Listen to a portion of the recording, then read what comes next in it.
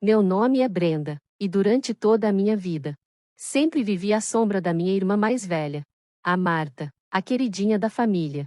Nossos pais nunca disseram isso com todas as letras, mas dava para ver claramente nas atitudes deles. Desde pequena, eu entendi qual era o meu lugar. Enquanto a Marta ganhava roupas novas e os presentes mais legais nos aniversários, eu ficava com roupas usadas e presentes úteis, tipo meias e cadernos. Lembro até hoje de um Natal, quando eu tinha 13 anos. A Marta ganhou um iPhone novinho, e eu ganhei o celular antigo dela, um flip que mal funcionava. Na escola era a mesma coisa. Meus pais sempre iam ver os jogos de vôlei da Marta, mas nas minhas competições de debate, eles quase nunca apareciam. Perderam até a final estadual, que eu lutei tanto para chegar. Eles pagavam sem problema as aulas de piano da Marta. Mas quando falei que queria fazer aula de arte, disseram que era caro demais, e sugeriram que eu desenhasse em casa mesmo. A formatura do ensino médio só reforçou essa diferença. A da Marta teve uma super festa com vários convidados. A minha foi só um jantar simples em casa. Quando fomos para a faculdade, a Marta ganhou um carro novinho porque o campus era grande. Segundo nosso pai, eu ganhei um passe de ônibus. Detalhe, a gente estudava na mesma universidade. Faz tempo que parei de esperar igualdade. Assim que consegui, me mudei para um apartamentinho simples, nos arredores da cidade, pago com meu salário dos Correios. Já a Marta morava num AP chique no centro, bancado pelos nossos pais. Ela ficava testando diferentes carreiras, enquanto minha vida seguia uma rotina estável. Eu ainda ia nos almoços de família todo mês, ouvindo mil elogios para Marta, e quase nenhum interesse pelo que eu fazia. Sentava naquelas reuniões só contando os minutos para ir embora, e voltar pro meu cantinho, lutando contra o ressentimento. Isso seguiu até o último domingo, que começou como qualquer outro jantar de família. Cheguei às 7 da noite. Marta estava lá no celular, como sempre. Minha mãe estava fazendo o prato preferido da Marta, e meu pai cuidando das bebidas. Mas esqueceu de mim até eu lembrar ele. Durante o jantar, o assunto era sobre a Marta entrar numa startup. Ninguém comentou da minha promoção no trabalho. Mas aí a noite deu uma virada. Minha mãe, toda animada, disse que tinha presentes pra gente. Na hora, meu estômago revirou, já esperando mais uma cena de favoritismo. Ela trouxe 2 envelopes grandes do escritório. Entregou o da Marta com toda a pompa. E o meu, como se fosse só por educação. A Marta abriu o dela toda empolgada. Eu fui abrindo o meu devagar, me preparando para mais uma decepção. Dentro dos 2 envelopes tinham documentos sérios, com cara de coisa importante. Minha mãe explicou, sorrindo, são documentos de propriedade. Ela olhou para Marta e falou, é a propriedade do seu avô. Você tá recebendo uma bela casa. Com o seu futuro promissor. Temos certeza que vai aproveitar muito bem. Todo mundo olhou para mim e começou a sorrir. Minha irmã Brenda também. E aí minha mãe disse, Brenda, estamos te dando a antiga cabana do seu avô. Você sempre valorizou sua independência. E achamos que combina com você. Ela falou da cabana como se fosse uma coisa incrível. Mas na real era um lugar velho, caindo aos pedaços. Sem luz, sem água encanada, nada. Era mais um lugar de lembrança do que uma casa de verdade. Quando peguei os papéis, senti aquela mistura de sentimentos, que me acompanhou a vida toda, tristeza, raiva, e aquele costume de aceitar tudo calada. Mas dessa vez foi diferente. Algo dentro de mim simplesmente estourou. Você tá falando sério? Perguntei, com a voz calma demais até para mim. A Marta ganha uma casa reformada, com 3 quartos. E eu fico com um barraco no meio do mato. Minha mãe arregalou os olhos, surpresa. Ela claramente não esperava que eu reagisse. Brenda tentou me acalmar, com aquela voz doce. Você tá exagerando. É um lugar cheio de potencial, com 4 acres de terra. Com um pouco de esforço, pode virar um lugar incrível. Esforço, eu ri, com aquela risada amarga. Não tem luz, não tem água, não tem internet. O telhado deve estar caindo. Consertar isso tudo vai custar mais do que eu ganho. Enquanto isso, a Marta, como sempre prática, já estava no celular, provavelmente vendo quanto vale a casa dela. Você devia ser grata, ela soltou com desprezo. A maioria das pessoas nem recebe um imóvel assim. Aquilo foi demais para mim. Levantei tão rápido que a cadeira caiu com um barulho alto. Grata? Falei.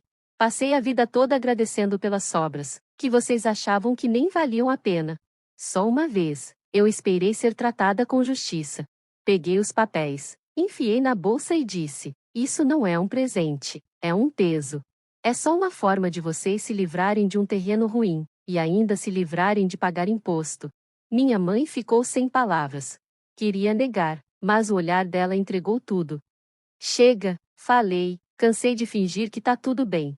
Saí da casa sem olhar para trás, sem ouvir os chamados deles. Na minha cabeça, ecoavam as histórias do vovô, falando das vezes que ia pra cabana. Nos dias seguintes, tentei esquecer aquilo. Me joguei no trabalho, nas distrações. As mensagens da minha mãe foram se acumulando, com aquelas frases de sempre. Mas eu ignorei todas. Até que a curiosidade bateu mais forte. Fui olhar os documentos da cabana. E descobri uma conta de imposto absurda, mais de $400 por ano. Era muito pro meu orçamento apertado. No dia seguinte, liguei pro escritório da prefeitura. Sim, está certo, disse o atendente. São 1,6 hectares, pode virar estrada. A região está ficando mais valorizada. Desliguei o telefone com um nó no estômago. Esse presente ia acabar com minhas economias, se eu não fizesse algo logo. A solução apareceu clara, eu precisava vender o terreno. Naquela noite, peguei umas fotos antigas da cabana. Tirei foto dos documentos. E criei um anúncio na internet. Escrevi tudo com sinceridade, sem enrolar. Arrumei a cabana velha no terreno de 4 acres, coloquei à venda e fixei o preço em 167 mil. Minha ideia era atrair alguém interessado mais na terra do que na casa em si. Depois disso, só me restou esperar. Por 3 meses, nada aconteceu. Meu celular ficou mudo, nenhuma mensagem, nenhuma ligação. Pensei até em baixar o preço. Mas aí tudo mudou. Numa terça-feira de manhã, acordei com 5 mensagens sobre a propriedade. Na hora do almoço, tinham mais 5. E à noite, recebi uma oferta, $31 mil, e a pessoa nem tinha ido ver o lugar. Meu coração disparou. Era 7 mil a mais do que eu tinha pedido. Eu já ia aceitar quando chegou outra oferta, 38 mil. Do nada, parecia que estava rolando uma guerra de lances. As propostas continuaram subindo, 42 mil, 48 mil. Meu celular não parava, todo mundo querendo dar mais que o outro. No fim da semana, recebi uma ligação que me deixou chocada. Senhorita Wilson, aqui é o Lawrence, do Evergreen Development Group. Queremos oferecer $60 mil pelo seu terreno. Eu fiquei sem palavras. 60 mil por uma cabana caída aos pedaços? Aceitei me encontrar com eles na semana seguinte, mas minha cabeça estava a mil. Tinha algo acontecendo, e eu não fazia ideia do que. Naquela noite, comecei a procurar na internet alguma explicação pro interesse repentino naquele pedaço de terra que ninguém ligava. A maioria das buscas não dava em nada. Mas aí achei um aviso no site da Comissão de Planejamento do Condado. Estavam propondo um projeto de moradia ecológica bem perto do meu terreno. Ainda sem entender tudo, liguei para Cíntia no sábado de manhã. Ela era minha amiga da época da faculdade e já trabalhava no ramo imobiliário há anos. Cíntia, você sabe de alguma coisa sobre um projeto novo perto da antiga cabana do meu avô? Ela ficou em silêncio por uns segundos. Depois perguntou: Brenda, você tá sentada? Estão planejando transformar toda aquela área num condomínio ecológico de luxo, voltado para executivos de tecnologia e gente famosa. Comida orgânica, energia solar, casas sustentáveis, tudo chique.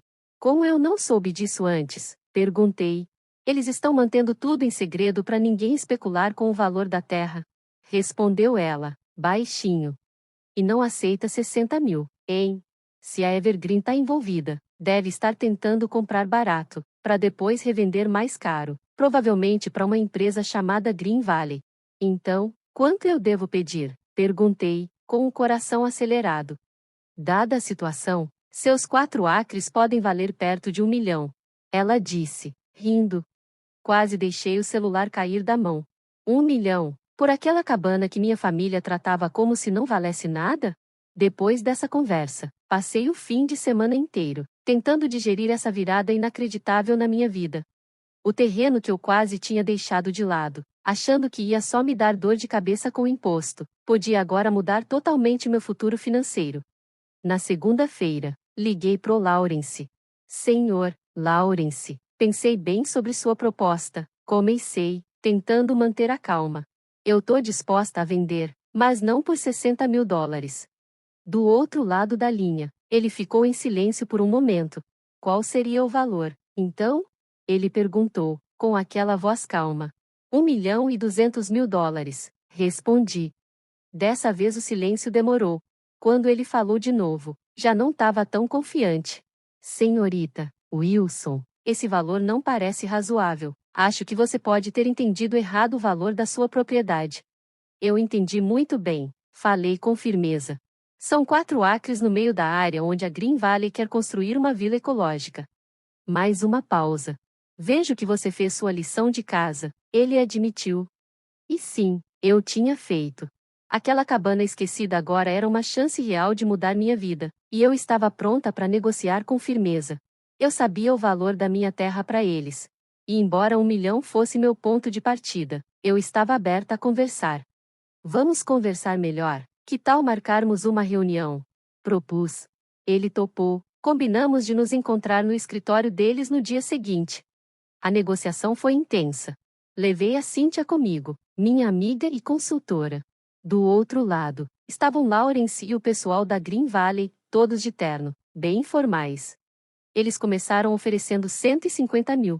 Eu respondi com 1,5 milhão. Subiram para 420 mil.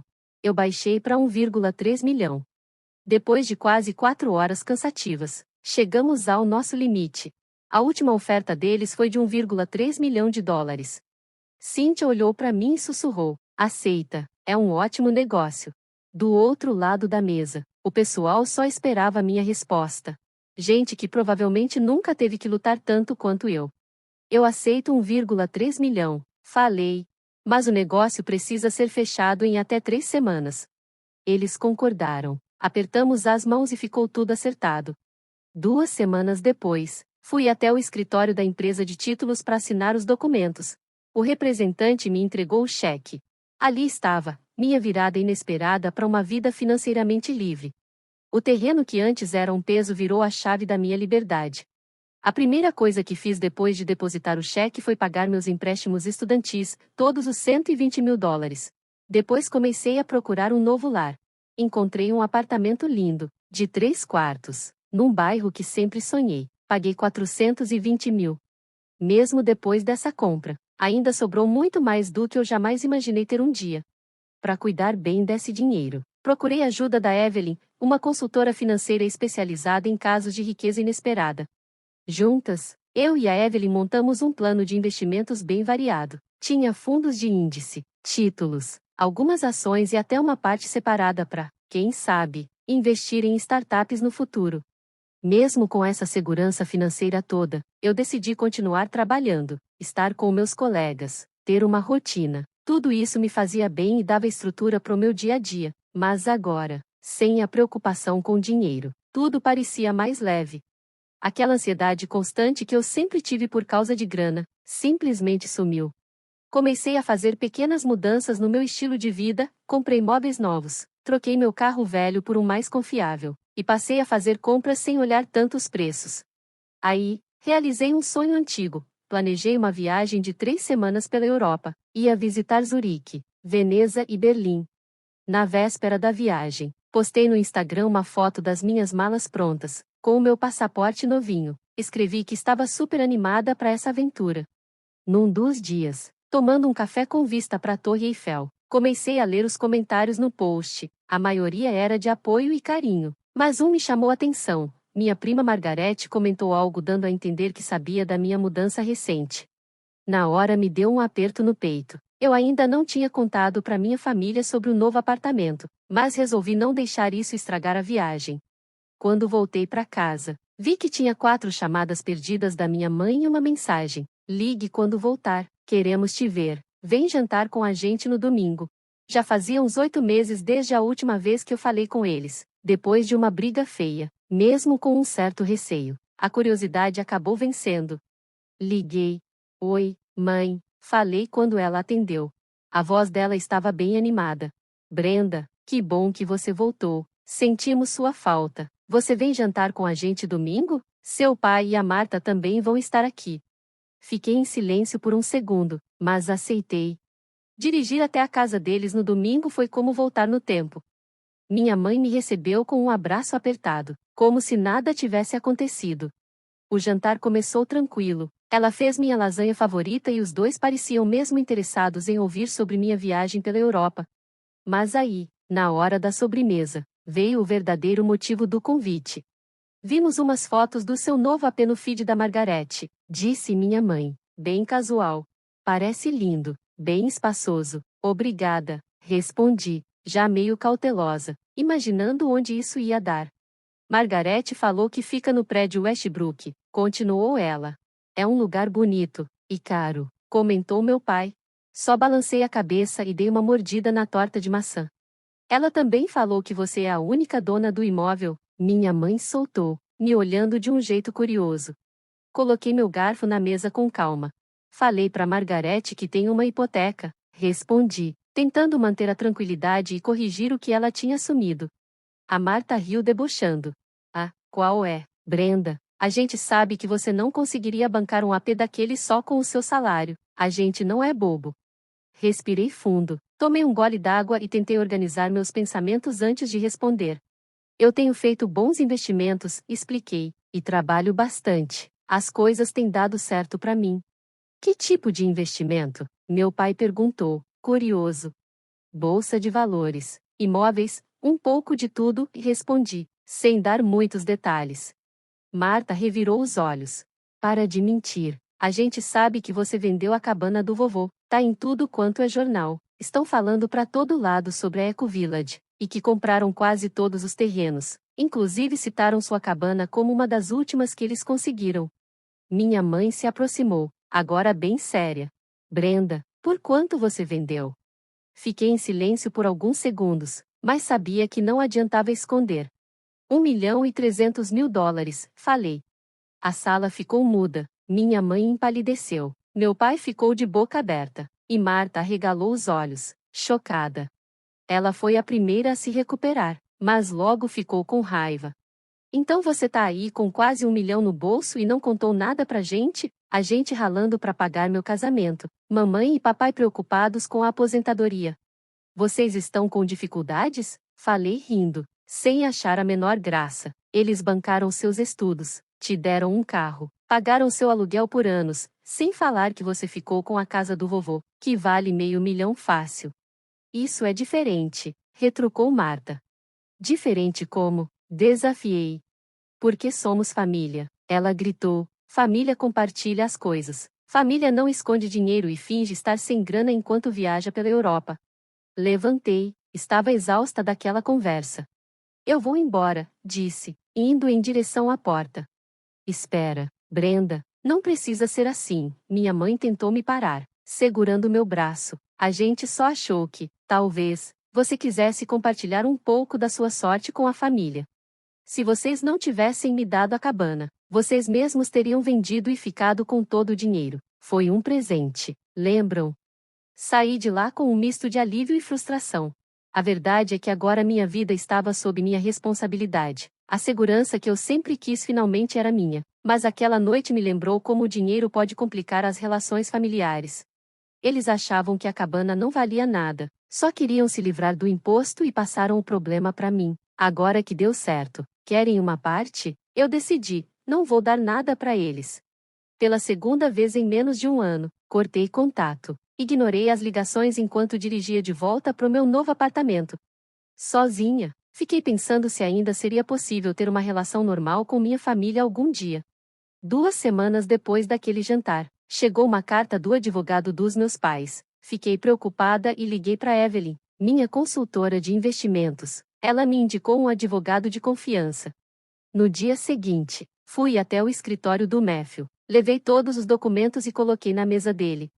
Isso aqui é simples, ele disse depois de analisar tudo. A propriedade foi passada legalmente para você. Você tem a escritura e a venda foi feita direitinho. A acusação deles não tem fundamento. Eles vão mesmo entrar com um processo? Perguntei. Matthew se encostou na cadeira, pensativo. Talvez tentem, mas não tem chance de ganhar. Provavelmente estão só tentando te pressionar. Vamos responder e ver o que acontece. A gente marcou uma reunião no escritório. Meus pais apareceram com o advogado deles, o tal do Edward, todo cheio de si. Fiquei sentada em silêncio com o Matthew ao meu lado, enquanto os dois advogados conversavam. Edward começou. Meus clientes estão dispostos a negociar numa boa. Eles acham justo receber 35% do lucro, considerando a situação. Matthew respondeu com calma, mas firme. A senhorita Wilson é a dona legal da propriedade. A escritura foi passada pro nome dela há mais de um ano. Ela podia vender quando quisesse.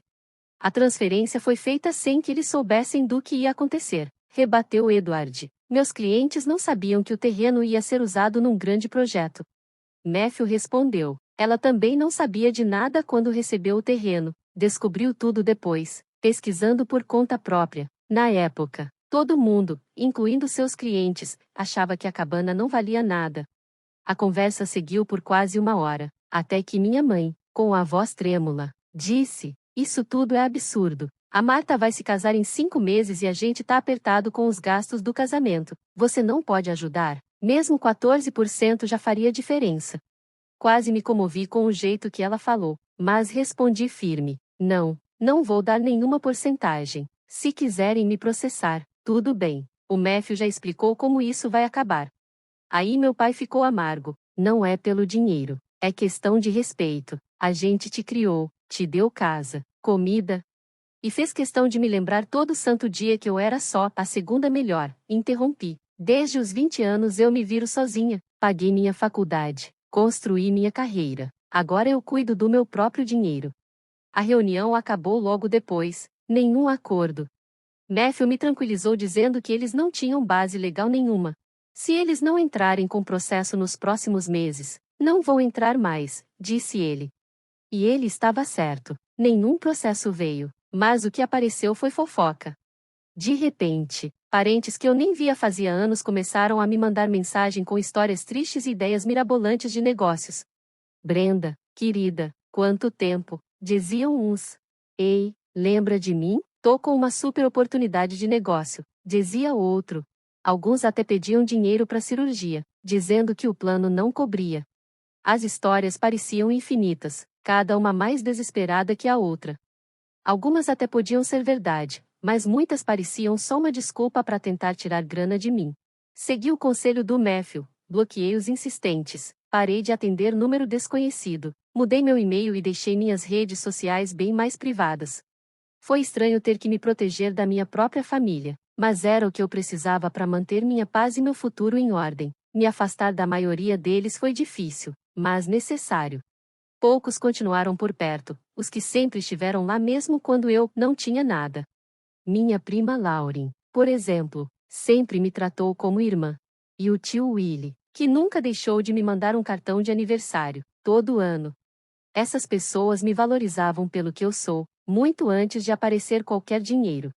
8 meses depois de vender a cabana, minha vida já tinha tomado um novo ritmo. Continuei na mesma empresa, mas agora só aceitava os projetos que realmente me empolgavam, e não só os que pagavam bem. Viajei sempre que tive vontade e fui construindo uma vida que realmente parecia minha.